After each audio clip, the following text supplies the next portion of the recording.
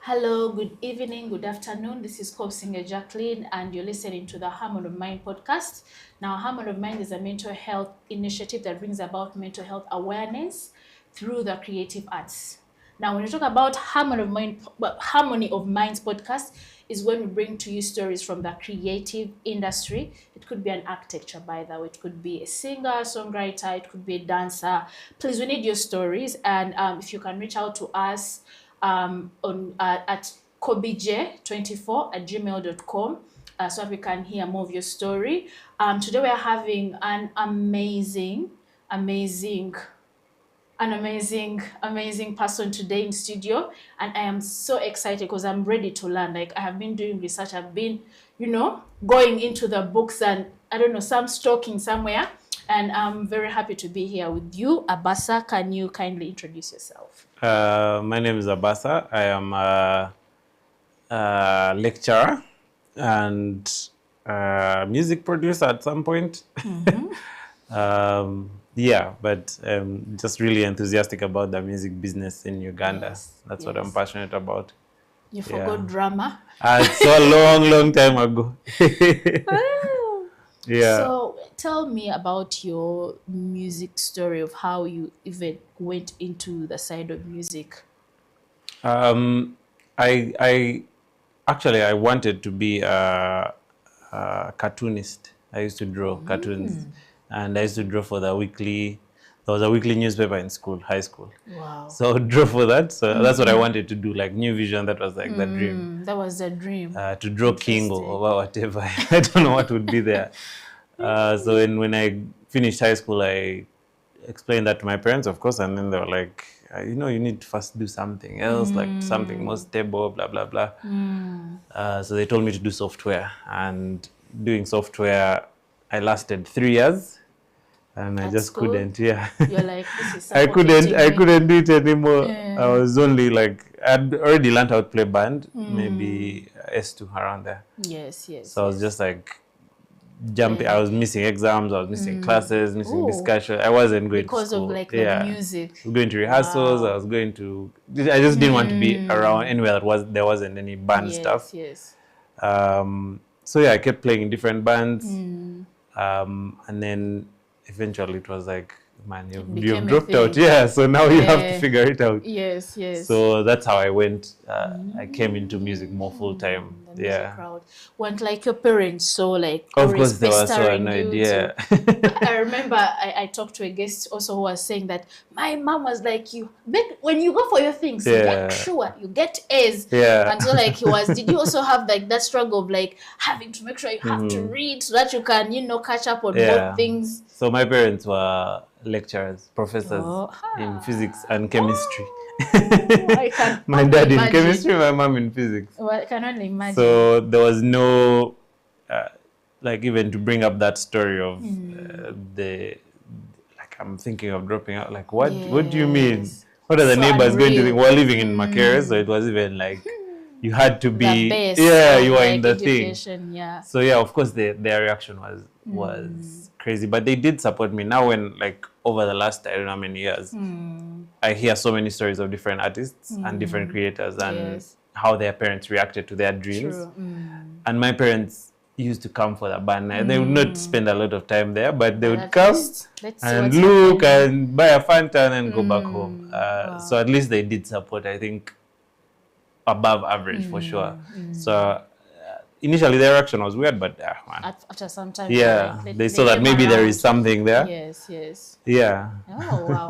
So you went to Balenciaga, London to amplify your vision, and I think your parents were like, "At least go to school for." Yeah. So they did believe in education, and I also did. I just felt like it was not software. Yeah, it was like no one in software liked it. They were all just there because they wanted to finish a degree. Wow. And I felt like I wanted to be around people who are passionate, people who know what they're doing, know what dreams they have. So I kind of left MOOC, but then I got a scholarship to study audio engineering, and then audio production, and then music business. So I've always believed that education is key. It's key, and it creates so many more opportunities for you than if you just stay without the knowledge. Passionate. Oh, So when you came back from, that experience and even seeing different cultures and different, how music is perceived in those different countries, what gap did you see in the Ugandan creative industry? When I was younger, I just wanted to be a star. So really, it was like whichever came back, I'm like, I want to be a producer for hip hop. So that's how I went to Dustville, because they had rappers there, and I just wanted to be around cool people. Yes. I think the gaps have always been there and have changed according to what was available to me. So at that point, what was available to me was being a producer. And with time, I did a production, was like, let me be an artist for a while, did that for a while, went into teaching.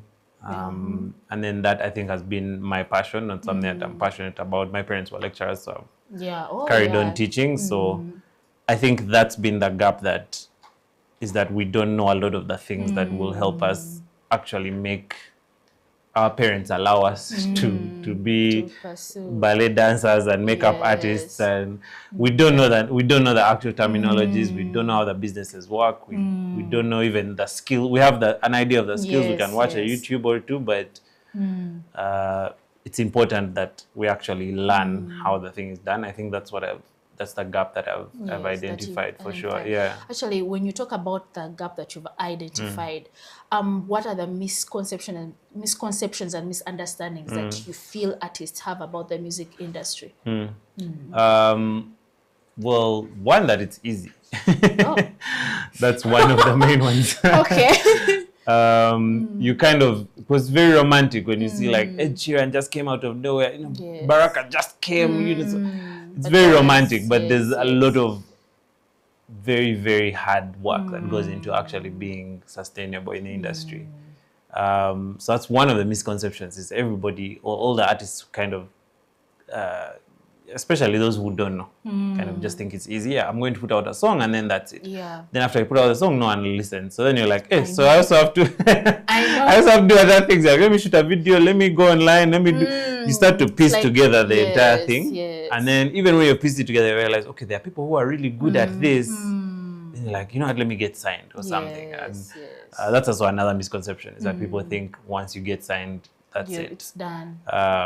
So I think those two. So first is thinking that's easy and it's all nice and romantic and showbiz, and then the next is thinking that there's someone else who is going to be able to solve all the problems. Yes. I think you have to take responsibility, and the information is available. You can really chat GPT anything. Now. Or before, you could YouTube it and find out what you need to know about the industry and why you need to be signed, what to look for in someone to sign you.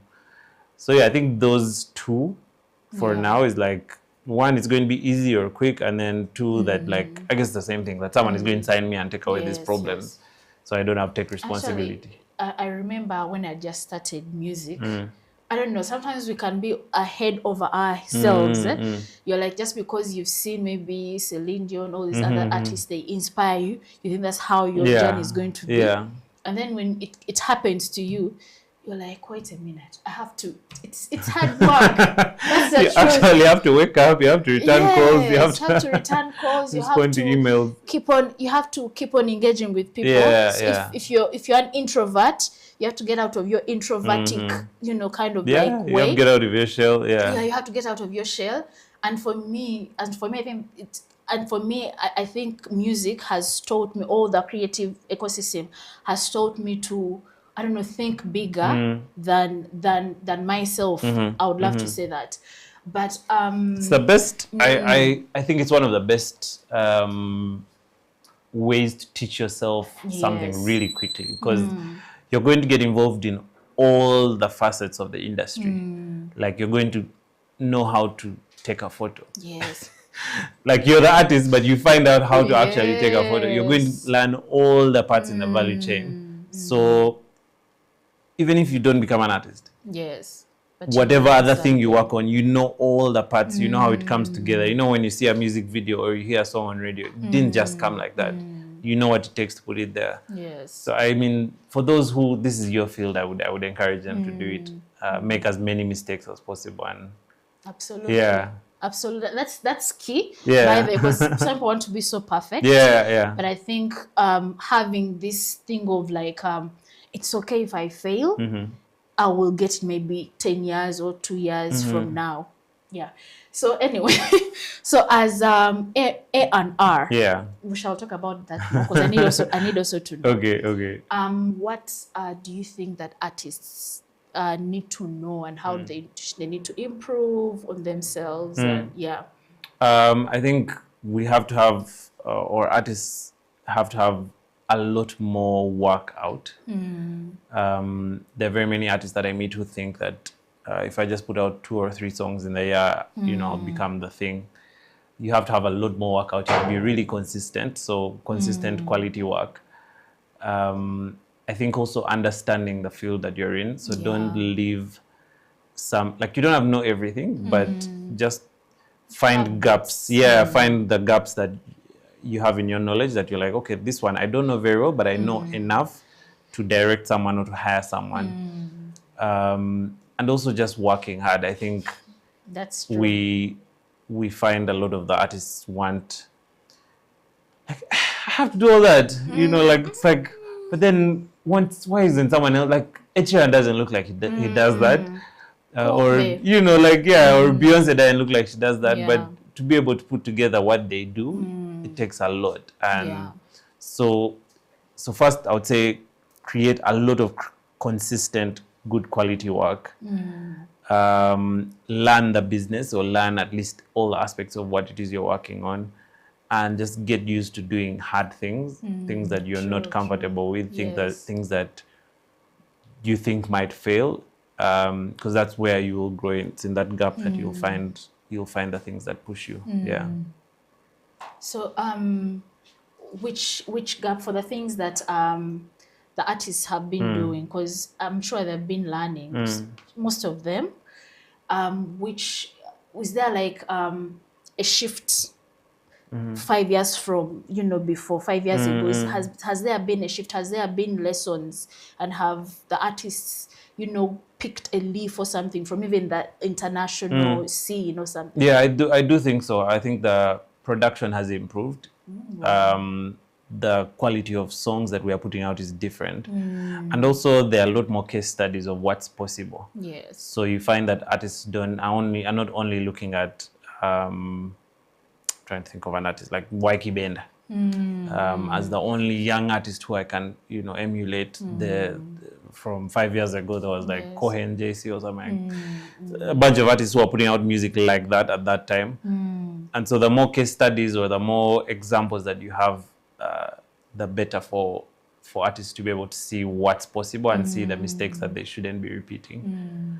I can remember Keiko signed a deal long time ago, and that was the case studies. And now okay, so when Sony comes knocking, I need to have someone to look at the contract. Or I think there have been a lot more changes the last 5 years. A lot more case studies, much better music, more young people coming out with different shows. There's expressions, there's a jam session, there's Ugandan ecosystem, the Ugandan creative ecosystem is quite so diverse. The bands. We had a guest here who was like, in Kenya, because she had been in the Kenyan, Tanzanian, and Ugandan. So like in Kenya, the bands are not a big deal.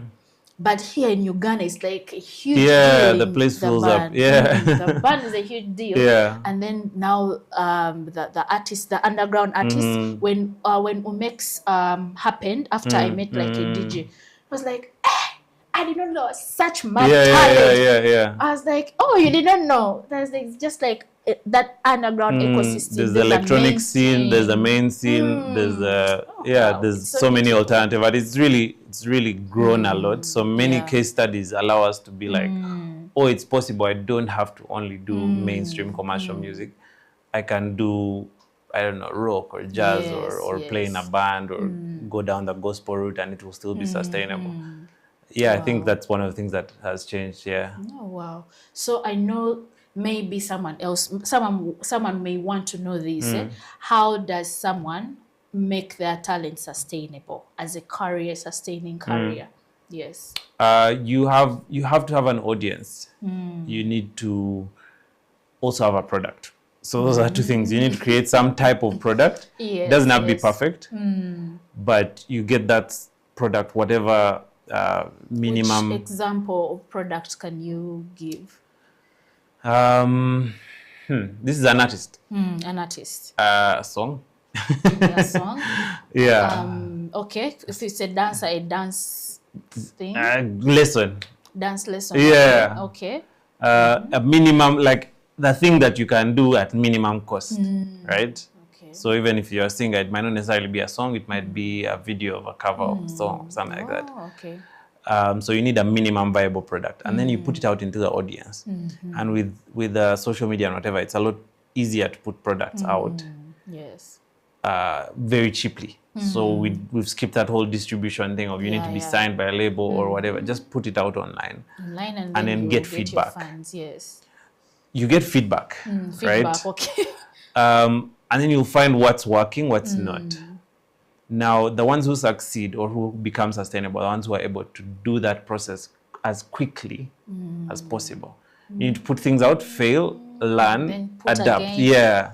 Oh, the only ones who succeed are the ones who are able to continuously adapt what they're working on. Take the feedback, see what works, do it better. Versus like, let me just put out one song a year and then kind of see, or one album a year and then see what people must like this song, and then you put out the album and you find they don't like the song you wanted. Yes.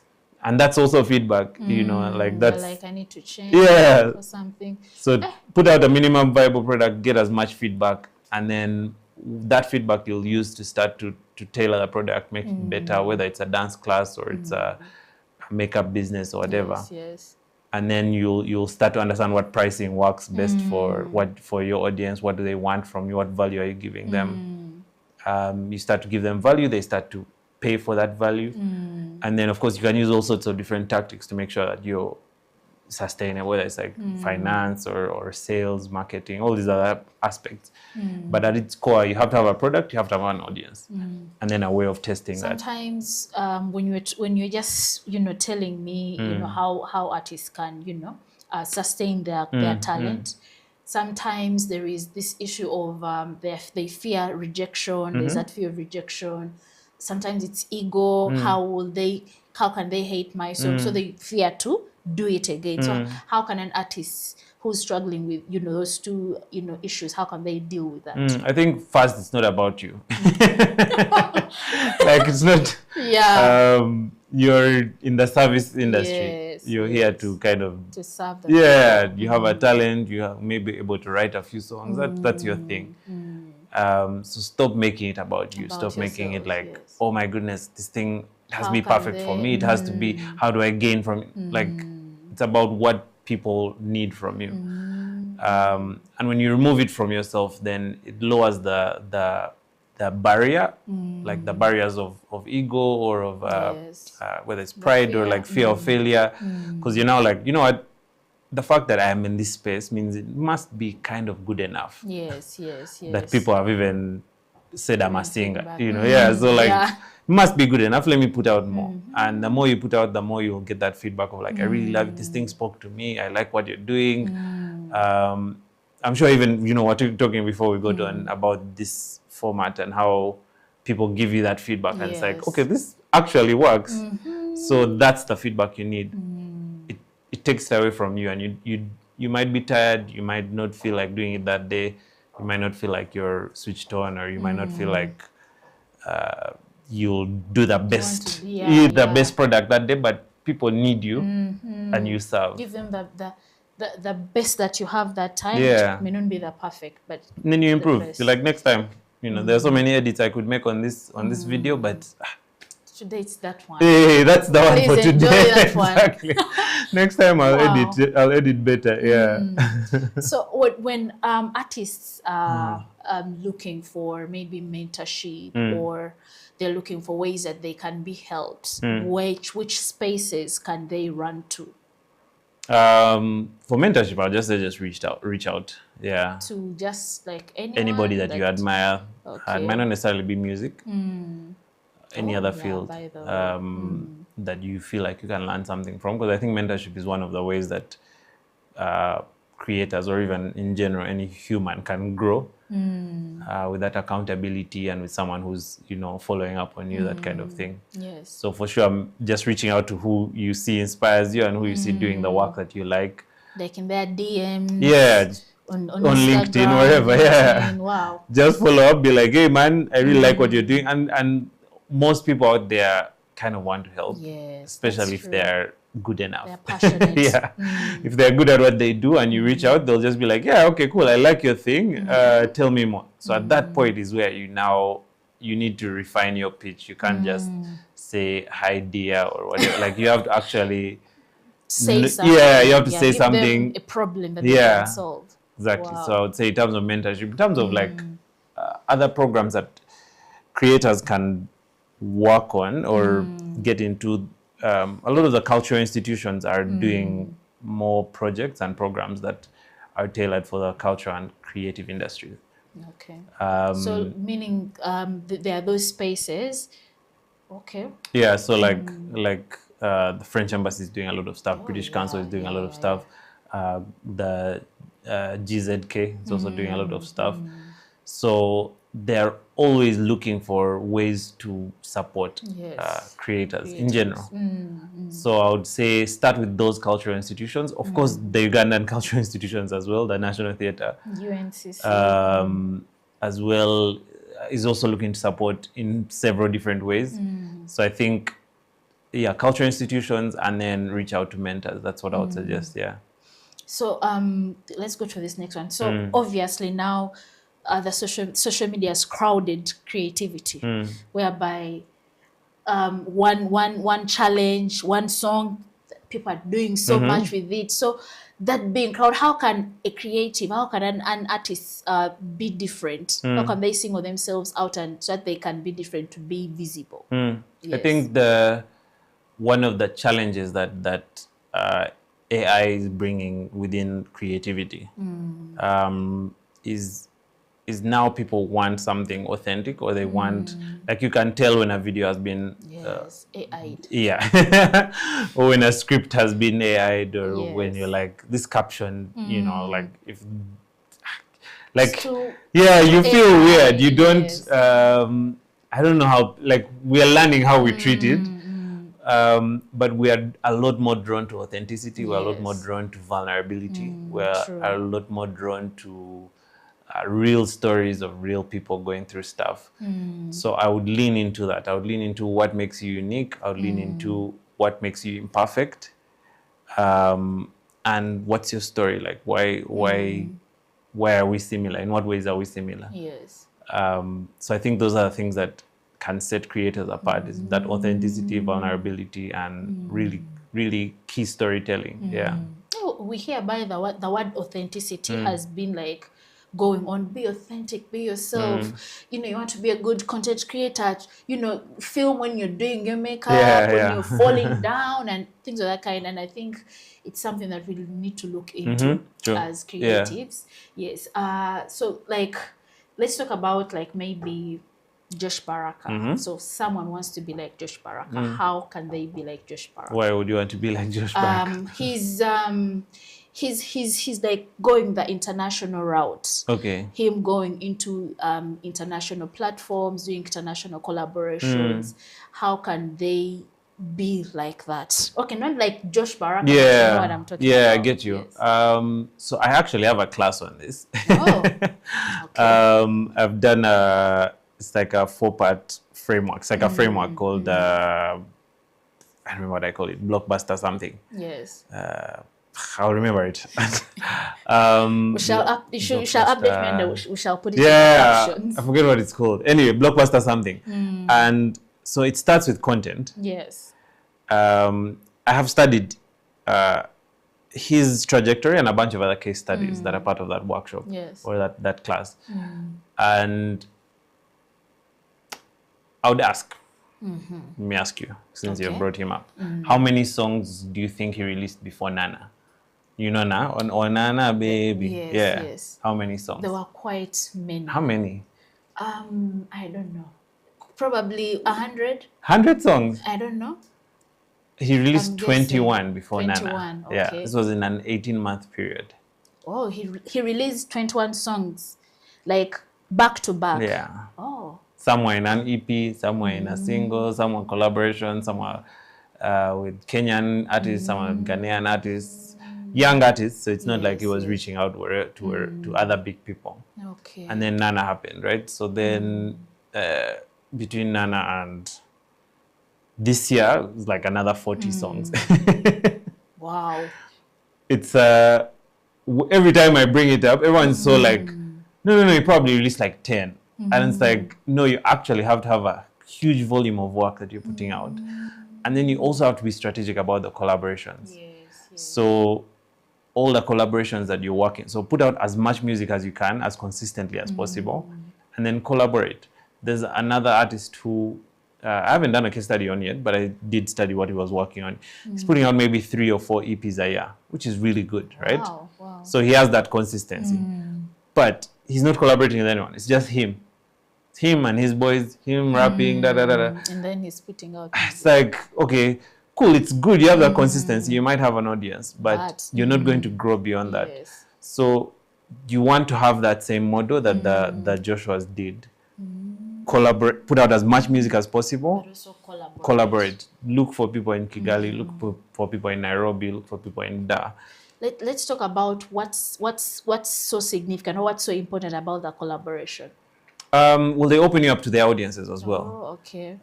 They open you up to other people who might not have listened to your music and are like, oh, actually, yeah, I really like this. Let me put this on a playlist.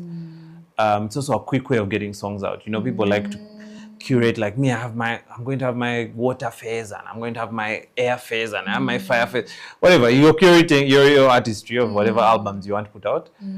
Collaborations allow you to still get amount of volume out, but without messing with whatever curation you're going on here. So they do open you up to an audience. They allow you to release as many songs as possible. And also it looks good. Like when people see that. Like you're working with people. That artist might be a small artist. I think of that by now. It's something that artist might actually be a random unknown in their country. But like I see, like this person's from Ghana. Like, hey, that's crazy. Baraka is moving. And then they just keep seeing in people's faces. So I think collaborations do help with that. In general, and I'm also learning that collaboration in general is really helpful. If you don't have the resource to do it yourself, you offer value to someone else who has that resource. Yeah. Wow. Actually, you talking about collaboration. I have seen also, like in the spaces that I'm in, whereby when someone maybe does an event, and then there is just this collaboration. There's a way you feel it's bigger. Yeah, it does seem bigger. Yeah, it's having so many parts to it. It's like a caterpillar. Yeah, exactly. Working like all of the parts come together to make sure the thing moves. You reach a lot further. Wow. A lot further and for a lot longer when you work with other people versus just trying to do it alone. Yeah. And also it reduces too much pressure on you as a person, so you have to push this work alone. But then if you're like 2 or more, like how the Bible says, like there's a way they are pushing, you're pushing, and I think it goes. But then what do you think leaves artists sometimes stuck?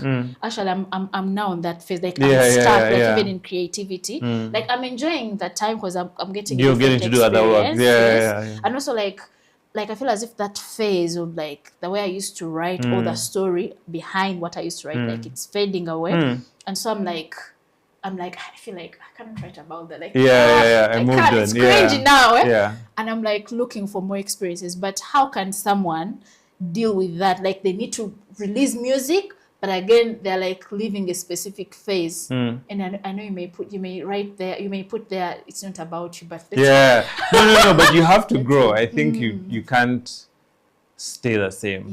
And even that lull or the phase where you're not doing anything, it's part of the story as well. And it's not for nothing. It's not that you are going through that because you can't write. It's that you're now collecting more stories. You're collecting other experiences. So I do think that thing of, I want to relive the past glory days, it's just nostalgia. It's just fear of failure, it's perfectionism. You're like, that day was better. My work today is lousy. Yes. I feel like those are my best songs. And maybe they were, but most probably you have better songs now. They might not sound great, and you might feel like maybe now you have higher standards, you're growing, you're getting more experience, you're more exposure. Yeah. So now you listen to a song from 3 years ago and you're like, that was really bad. But then, yeah, it was. And then you moved, and now you've grown, and now your taste is better. So your experience, your lens is better. You like. You must keep growing. You can't stay the same. Yeah, you can't kind of try and relive what you had going on. Yeah. So I think it's also like, how can creatives, how can they improve on the consistency? Because yes, you've had space for you to to create and everything, but can there be a certain phase whereby, or a time whereby, even when you're like learning and doing whatever that you're doing, you're still consistent, like the Josh Baraka model, whereby 20 songs in that 18 a year and a half, in a year and a half. In those 18 months, imagine he was not, maybe he was, because his songs, Nana is very different from his all the other ones before. All the other songs. So like, how can an artist keep consistency, yet they're having that stuck moment? I think within that challenge or luck is where you have to innovate, and that's where you be creative beyond what it is that you have access to, or you have your means. You have to create. You have to think beyond what it is that you're going through. I think if you're not writing, you are still alive. You have to be able to capture that, or to like embody that and give that to your audience and get them engaged with whatever. Something else. You might be, there's an artist, she's called CEEE. I need to look out for that. She's called C. But anyway, she released a bunch of songs, and then like, this is now me from the outside. I don't know anything about actually what was going on. Yes. She released a bunch of songs and then stopped, right? And then now started painting, right? And then, so from the outside, you could have this view of like, what happened? Hey, what happened? She fell off, blah, blah, blah. But now I feel like this whole other angle that she has added, this layer of painting and of putting on exhibitions and doing all that artwork, is, if she decides to come out into music, is going to inform it in a totally different way. Because she has been expressing doing something. She might, all of us kind of have that phase where we are now into something else, or maybe we're on a break or whatever, but still put that out. Let people see you grow. Don't try and be perfect. Okay. Yeah. So in the first 2 years, when an artist is like, I'm going to be an artist, probably they have recorded, and then they're like, okay, now I'm a singer, songwriter, okay, KOBUSENGE Jackson, the singer. Yeah. So in the first 2 months, what should be their like agenda to reach to where they probably need to reach? Do they know how to sing? They know how to sing. The first 2 years, not months, in the first 2 years. Okay. Yes. I would say try and meet as many people as you can. True. 100%. People that are in different fields, but around what you're working on. So meet the people who are playing live, meet the people who are putting on those shows, meet the bloggers, meet the radio guys. A lot of them are going to ghost you. A lot of them don't care about you, but put in effort to meet them. You have to meet all the people. So if you have a contact book, let's call it, of like 100 or 200 people that you know and who are in the industry. So that's the first thing, is you have to meet a bunch of people. Then you have to work on your craft. Spend as much time as you can in studio or on stage. If you can do both, better. Either one or both. But those who spend a lot of time on stage, maybe they might not be as strong in studio, but when they get on stage, they kill it. And then those who are spending a bunch of time in studio are going to have much better songs, much better recordings. They'll understand their voice better, they'll write better. They might not be as strong on stage, but they have something going. If you're able to do both, perfect. So I would say focus on those two. Meet as many people as you can, and then work on one of those. Like, either spend all your time in studio or spend all your time on stage. These stages are probably going to be free. I know. Most probably, but at least you have 100 contacts that you can, you can call up and say, yeah. Actually, this is bringing me back from the very first time that I remember I saw you. I met you, not so you met you.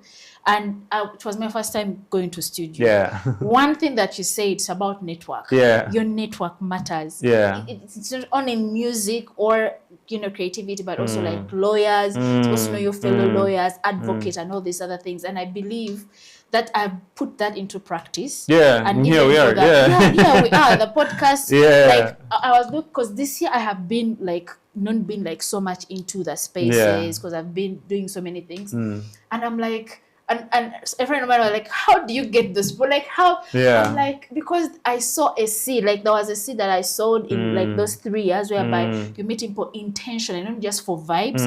You're meeting someone, you connect with them, and then you just, maybe get their contact. Yeah, you get their contact. Like, you never know. When the thing materializes, we'll talk. I didn't even know that maybe the podcast was there, but all I remember is that you talked about the network thing, and I did not know that. So guys, like like this is true, because I'm living proof of what Abbas is saying right now, that you looking for networks and being in spaces of the industry that you're very much interested. If you're a poet, go to as many poetry places, promoters, managers, I don't know. Yeah, meet as many people as you can in those first 2 years. As many people as you can. Those are the guys who are going to support you. They're the guys who are going to open doors for you.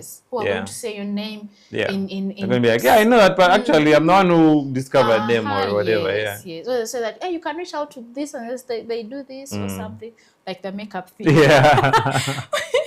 Unfortunately, it did not go through, but yeah. And also, is it Macquarie? Mark Foundation. Yeah. Like, I got an award. Ah, nice. From that. Yeah. So I don't know. I think to me that one has spoken to me most, because I have seen it like firsthand. It's not even theory. Yeah. You're not just saying things, but I have seen actually works. It actually works. Yes. So why was it? Okay, let's first talk about Umex. Yeah. Okay. You build programs, structures that are now shaping the future of Uganda's creative economy. Why was it important for you to be a founder of Umex? I think it was the quickest way to reach as many people as possible. We had done a couple of workshops, maybe 2, at the Alliance Française. And then it was like the first one, I think we had like 10 guys or something.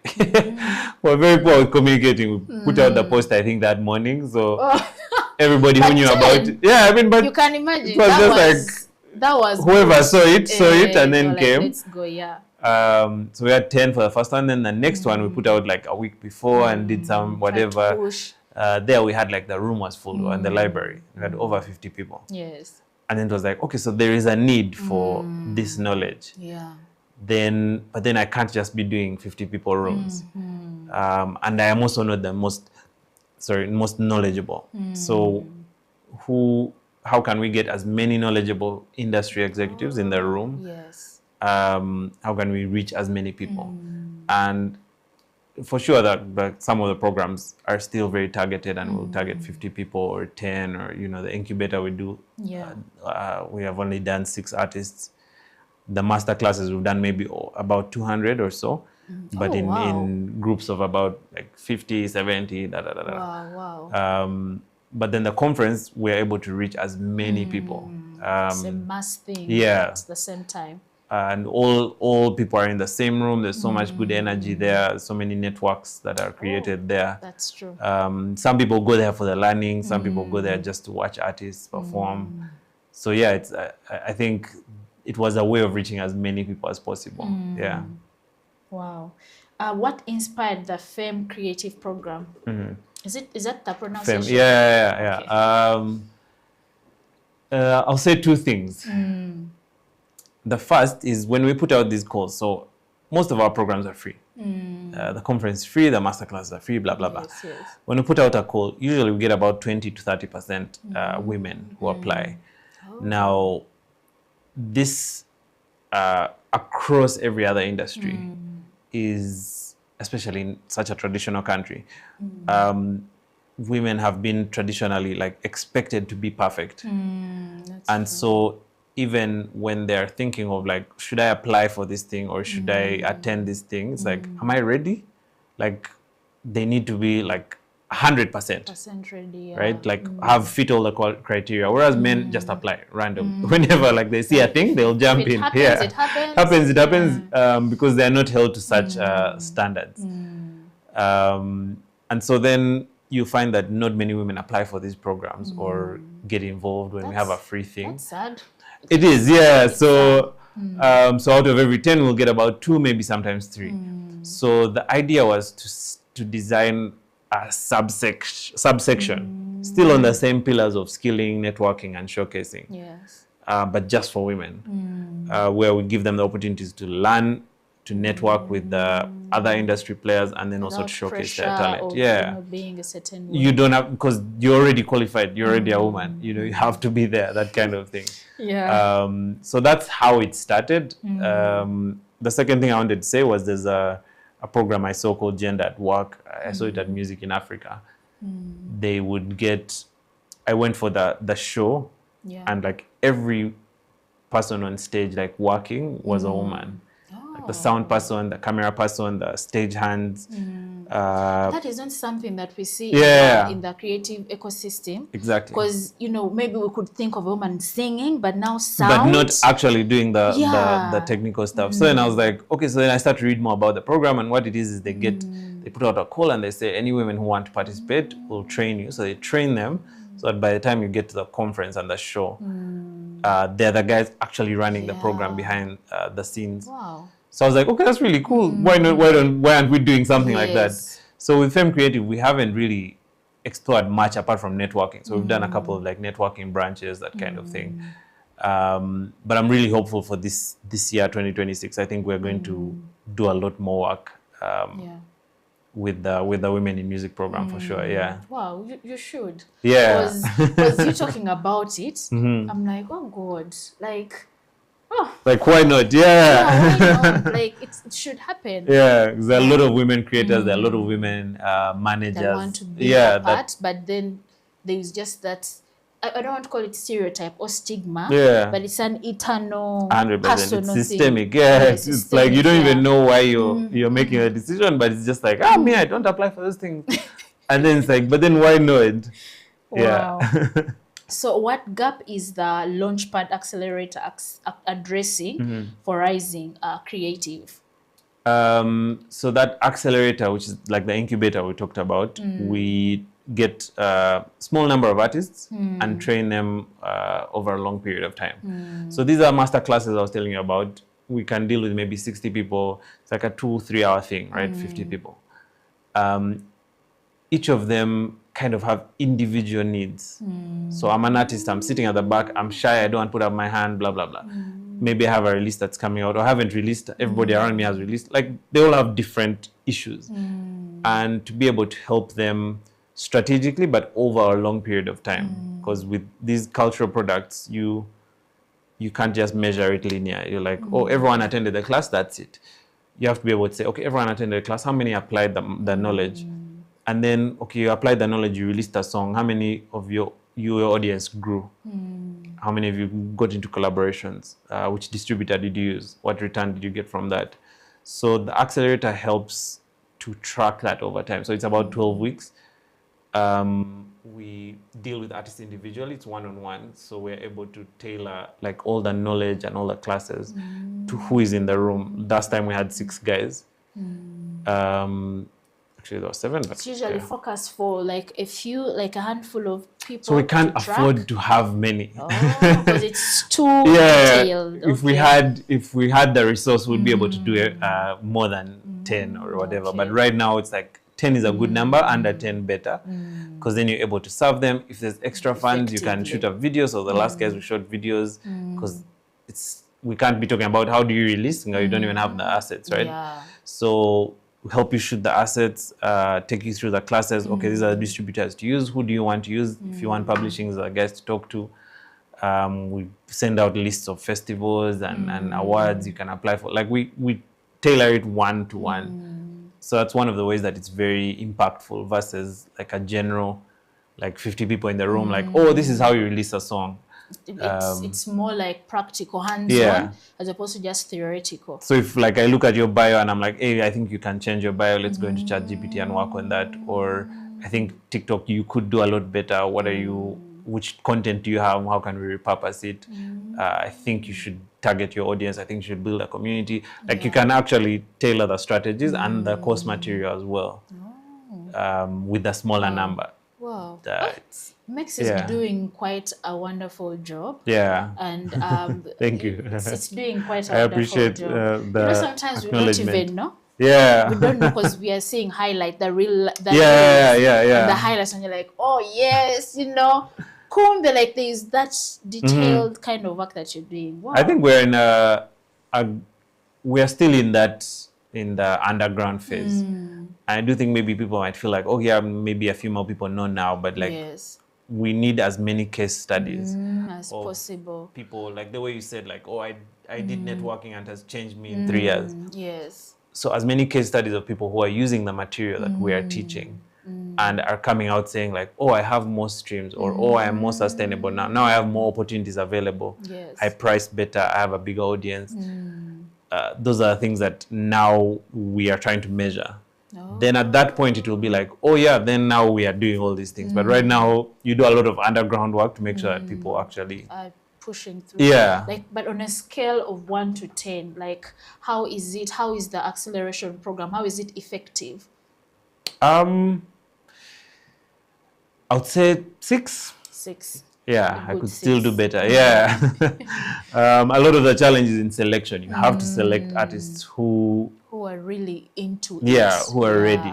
Because as asking myself, for example, now you can tell an artist do this and then they do not, they forget. Most people don't. Oh, okay. Most of the guys who attend the classes, watch a video, they don't use any of the material. They kind of watch it and are like, this is cool. I think I'll need this. Let me bookmark it.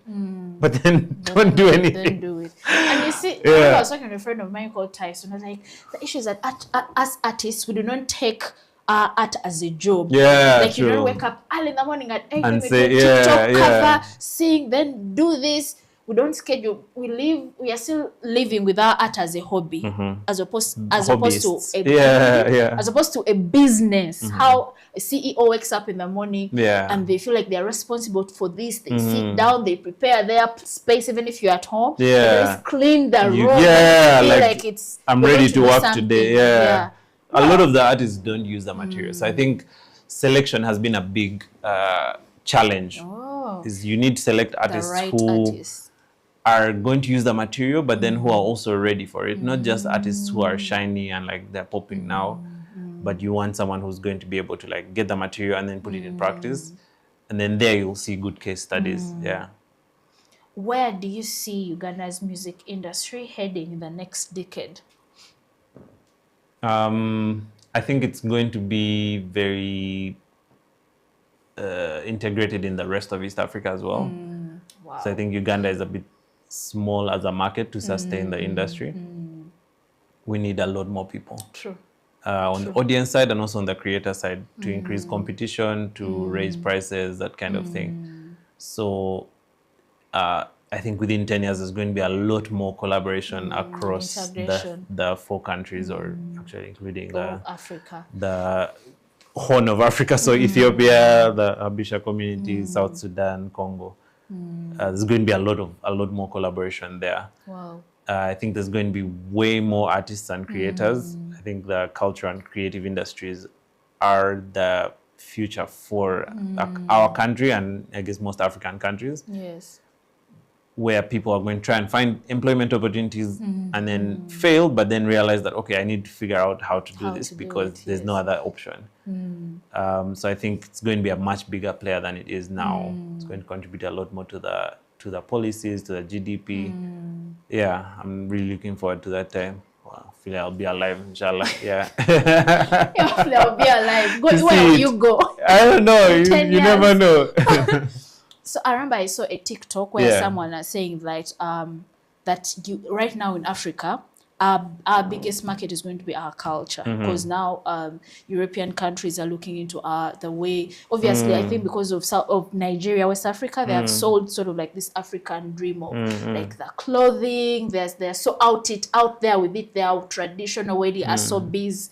So how do you think Ugandans should ready themselves for that time when now the whole world is looking at the African culture? I would say for now, it's a lot of infrastructure stuff. We have been doing a study, which is interesting.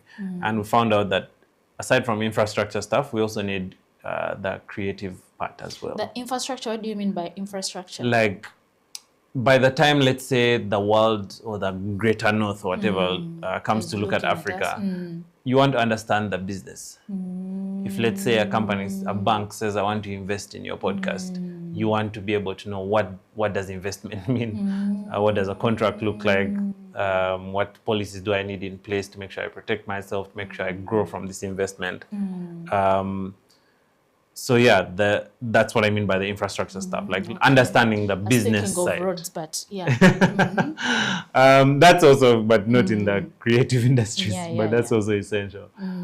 So that kind of infrastructure stuff, how does the business work? What do I need to know? I mean, we need to empower ourselves with knowledge. We need to know everything around the industries. Wow.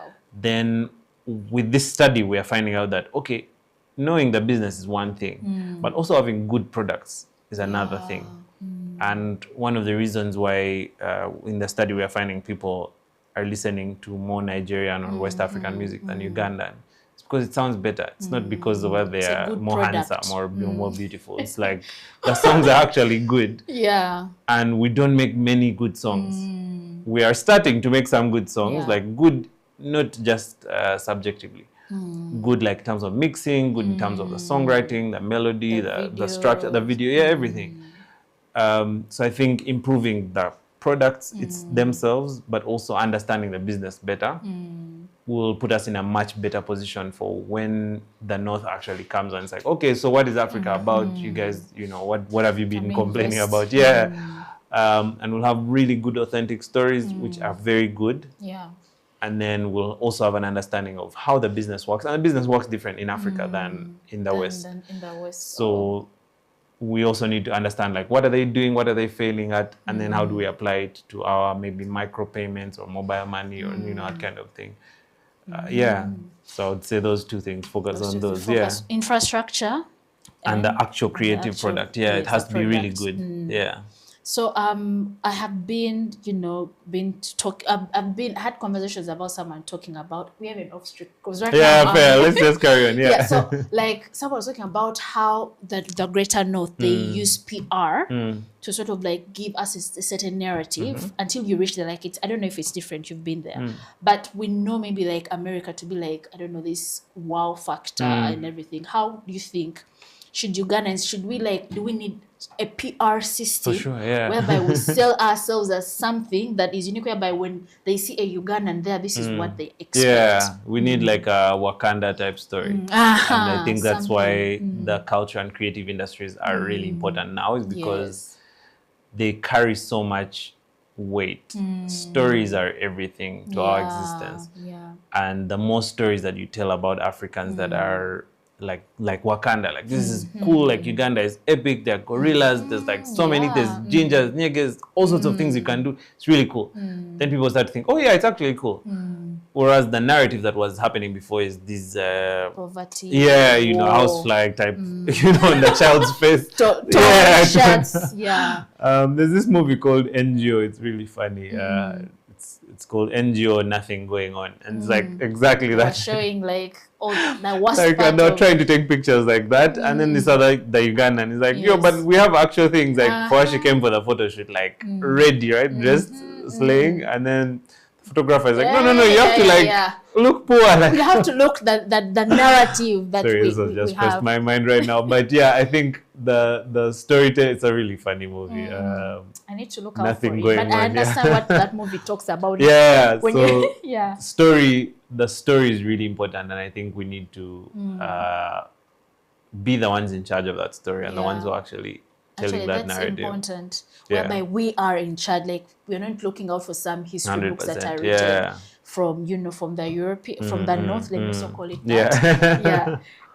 So what kind of music ecosystem do you want to see in the next generation? I think it's going to be a lot more fair. So the property that we own is going to be protected.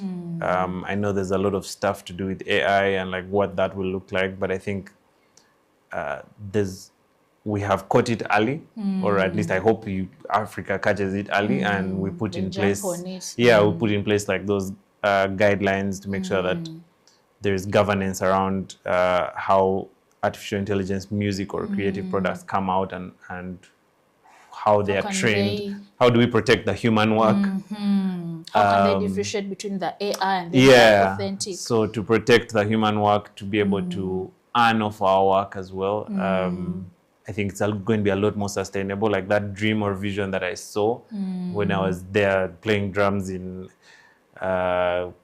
barbecue lounge in Centenary Park, where you had this dream and you thought it was going to work, but it didn't work, and then you try and figure out a way. But I see the ecosystem coming up.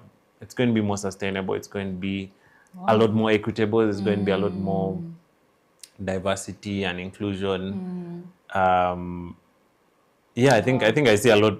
Heavy on diversity and inclusion. I think I see a lot of good stuff for us. Okay. What does creative excellence mean to you?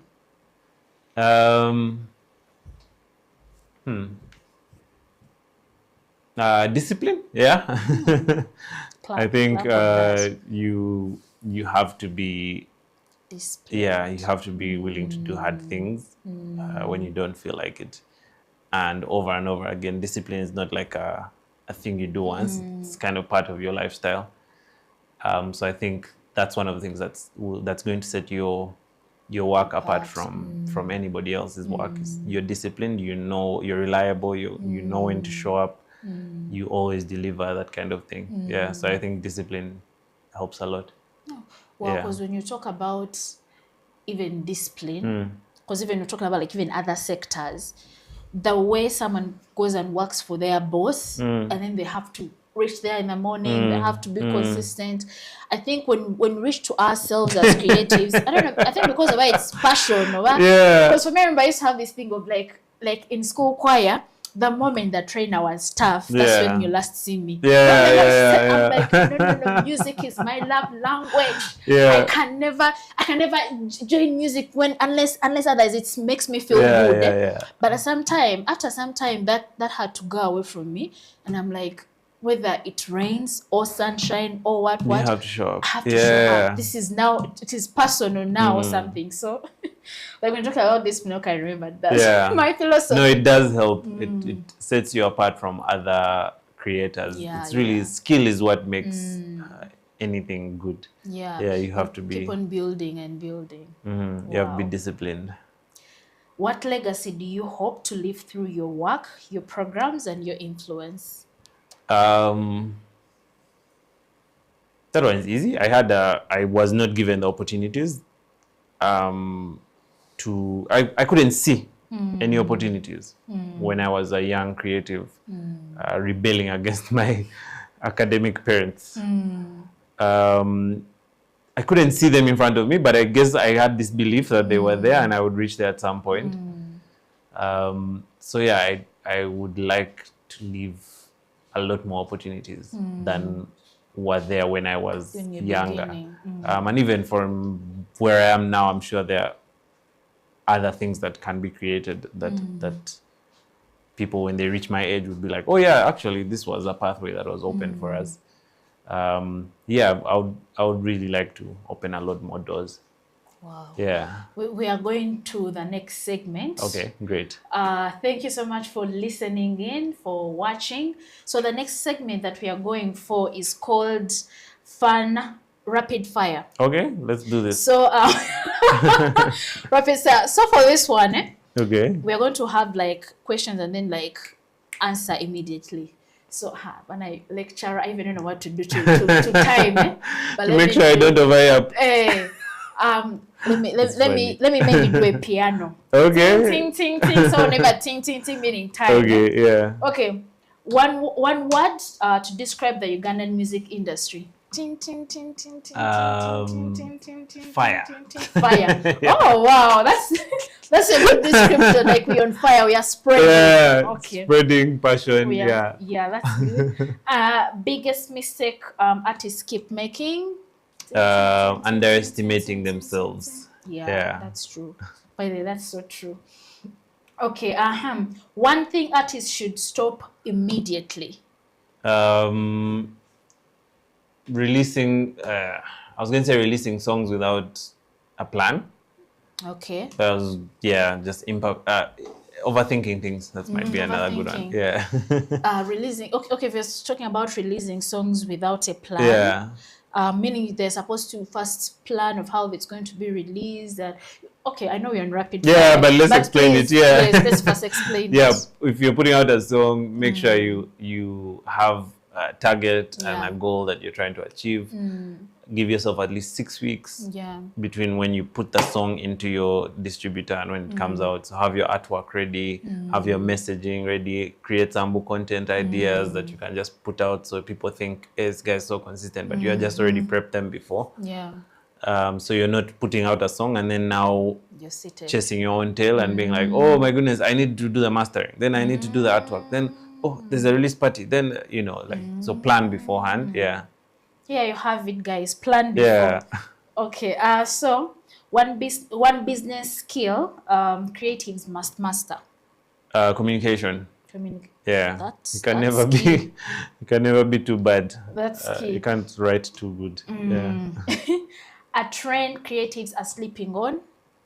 AI generation. AI. Yeah, like what do you call generative AI? Yeah, creating artworks, images, songs, instrumentals, one time ideas. Created like some artwork, like man, yeah. So that's one of the things. Just find as many tools as you can and experiment now, because the AI won't take your job. Yes. But the person who knows AI will take your job nicely. So it's better you get on board. Yeah. You get on board and learn AI. Well, because I know a friend of mine who started releasing songs, but AI, the worship songs. Ah, nice. You could think Don Mo when he's singing. Yeah. And 6 months it has over 100 something subscribers. Yeah. I'm like, no, you're lying. Yeah. So I have to try that. Yeah. Okay, your guilty pleasure genre. Guilty pleasure genre. I listen to a lot of sad music. Every morning I have a sad indie playlist, and now the algorithm has learned, so it's just like gives me only those to pick from. It's like, good morning, Abasa. What do you want to listen to today? So yeah, speaking on indie, indie sad. Yeah. Is indie? There's independent indie from the US is like. It will have a guitar, it will kind of ish sound country, Mumford and Sons, a lot of stomping, a lot of just a guitar singer, songwriter, that kind of thing. Yeah. I've always asked myself, is it independent artist? But yeah. Anyway, when it has a lot of genres, meanings. Yeah, when in genres it means that, but in real life it means independent artist, someone who's not signed. Yeah. And you're doing your thing that is not so pop and everything. Okay, put pop there in the middle. Okay, dream collaboration with any African producer. As a producer or as a what? As a producer. In case you're still pursuing. Baru? I like Baru, yeah. Here in Uganda. Yeah, that's here in Uganda. How about internationally? So here's the thing about creation, and I'm sorry this is going to be a long answer. Yes, please. Your energy determines a lot. It's not so much about how talented the person is. If they're not a good person, you don't hang with them. True. So all of the collaborations that I've had are people who I enjoyed being around. I like their vibe. There has to be a connection. Yeah, so I can't just throw out a name because I'm like, what if they're a serial killer, you know? You're the first cautious man I've ever met. My husband don't even care. Okay. Yeah. A&R or producer? Which role is the strict one? Producer. Producer. Yeah. Strict. Why? Yeah. If I may ask. You with A&R, you kind of there are no rules as to what works.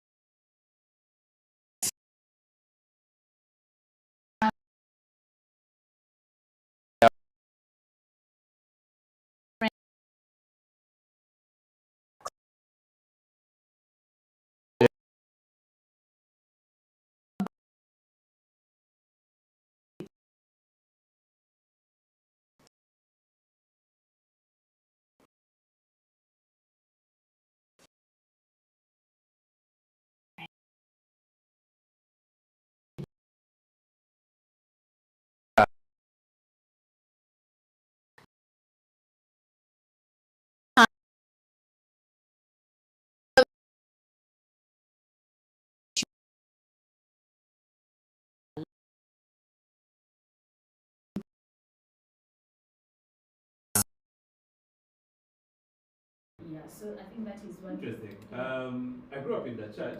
Maybe that's surprising. Actually, some people don't know that I sing. Yeah. Yeah. Yeah. So that one surprised me at That's some point. surprising. Yeah. And also you used to go to Mutundwe. Yeah. I grew up in Makere. I don't know. There's so many things. Yeah. Because people can be assuming. Yeah. Okay. What's the wildest studio moment you've ever witnessed? I've thought of one. I play cricket. You play cricket? Yeah. Because the cricket is The one, badminton something. Not badminton. It's cricket. How? Like they throw the thing and then you hit it. The one that has a big bat. Like big bat. Yeah. So okay. Yeah, I played cricket all the way up to S6, and then I'm even in a team now. Yeah, so I haven't played in a while, but yes, I'm in a team. We train every Thursday. Yeah. Like there is no, I would have guessed. Yeah, absolutely. So that's one of the surprising things. This one I have to put it. I have to put it in one of the reels. Crickets. Okay. Sorry, you were saying something. Yeah. Okay, it's okay. What's the wildest studio moment you've ever witnessed? There was a guy. So there was a guy. He's called Kagai Peter. Actually, that's the only one. And he was doing his album. He's a poet, and it was the very first time we were interacting with that kind of work, and we're trying to make it cinematic and what. And he's doing this poem, and then he just starts crying. Wow. Like just bawling, like tears, what. And then he finishes the poem and he's like, was that okay? And then you're like, yeah, but like, can we do another one? He's like, yes, let's do another take. I wasn't sure about that one. And he does the same exact thing. It was, he's one of the best performers that I've seen. That was Peter so raw. Kagai, yeah. And every time I meet him, it's just like, it's like, it's so cool, yeah. He's a really brilliant performer. I loved. So that was one of the craziest moments. Wow. We're working on his album, and it's called The Headline That Morning. And I don't remember, I think it's called Nightmare, the one that he cried in. Yeah, something about Janal, I don't remember. Someone who died in the Amin period, Janan Lo. Something like that, yeah. Wow, so we are going to go to the Benchi Wanuka. That was the name, yeah. Wanuka. What was Benchi Wanuka known for? I have no idea, man. I just know the street. Because it's dawning on me that I know the Benchi Wanuka. Yeah. But what? Yeah, so the poem was something, I think Benchi Wanuka was doing something in that period, and then he was just like, Benchi Wanuka, why did you leave work? Yeah, something like that. He was like, why didn't you stay home that day? why did it just goes into it? Like, if I could find that audio, I'll play it. It wasn't even personal. It was like about. It was about Benjon. Yeah. That's great performance. Brilliant performance. It's crazy. Wow. So we are going to go to a segment that I call rapid fire. Okay. This one now is real rapid. Really rapid. Like, okay. Really rapid. Coffee, tea. Coffee. Sneakers, shoes. Like, no, this most of office shoes. Office shoes. A mix. A mix. No, it has to be one. Sneakers. Sneakers. I know this. I know what you're going to choose on this. Trousers, shorts. Shorts. Okay. Pizza or matoke? Matoke just plain, dry. No, matoke with vinegar, anything. Like pizza has its own topping, but also matoke also has its own. But pizza with any sauce. I would say matoke. Yeah. Matoke. I have ulcers. So. Why? I'll pick the local food any day. Yeah. Okay. I'm thinking of something else. When you're creating or when you're in production, do you love it at night or during the day? During the day. During the day. I sleep at 8. Most people think of like night is my best no, time, some people work at night, and I found wow. that fascinating. Oh wow, that's interesting. I think that's it for the rapid fire. The rapid fire. The rapid fire. Thank you so much. Today have been a serious. Today our discussion has been serious. Yeah. Because we're doing serious things, and even the intro by this time I was not like, oh hello. I was like, yes, today we're going to have yes, because today has been a serious day. So Abasa, can you kindly tell a creative out there, your last word, an encouragement for someone that is afraid of maybe studio, afraid of stage.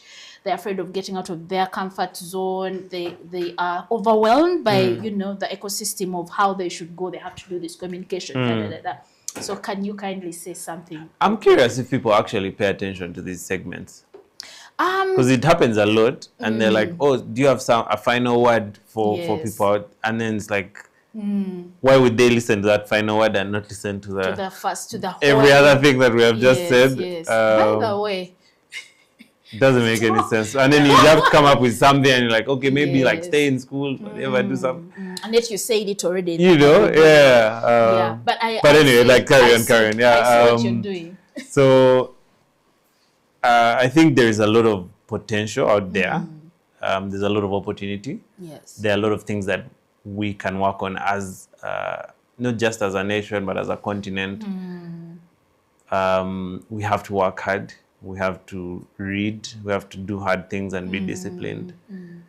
And take opportunities, be patient as well. Be patient with yourself. Don't look for perfection. Just put it out. You'll improve it as you go. Your next video will be better than that one that you're trying to perfect. Your next post will be better. And have fun. Have as much fun as you can, because That's true. We're not going to be here very long. Yeah. That's true. That's true. Because sometimes people don't know how to have fun nowadays. True. Obviously, creatives know how to, but like the general public, like when there's some people that you meet and you feel like you're weird. They're like, why are you over laughing? Because you're just laughing randomly, and it feels weird. Yeah. Okay, guys. Thank you so much for being a part of today's episode and looking out for more opportunities to be speaking to you, bringing more important stories in the creative sector.